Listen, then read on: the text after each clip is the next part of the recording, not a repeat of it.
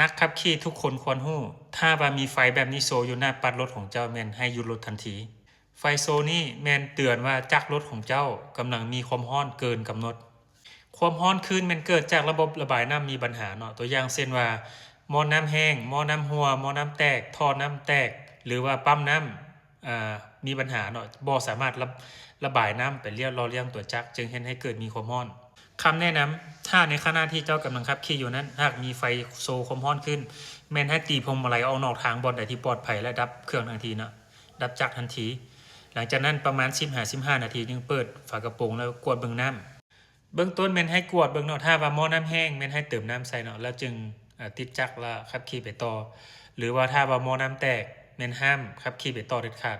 ให้เอาสร้างมาเปลี่ยนหม้อน้ำหรือว่าเอารถมาลากเนาะถ้าบ่ดังนั้นนี่ฝืนขับต่อนี่จักน็อกตามประสบการณ์ของพวกเฮานี่แม่นถ้าว่าผู้ใดยังฝืนขับต่อไปนี่แม่น 99% แม่นได้เฮ็ดจักรใหม่แน่นอนฉะนั้นจงอย่าละเลยถ้าหากมีสัญญาณความร้อนแบบนี้เตือนขึ้นถ้าเจ้าเห็นว่าคลิปนี้มีประโยชน์ช่วยกดติดตามและกดแชร์ไปหาคนที่เจ้ารัก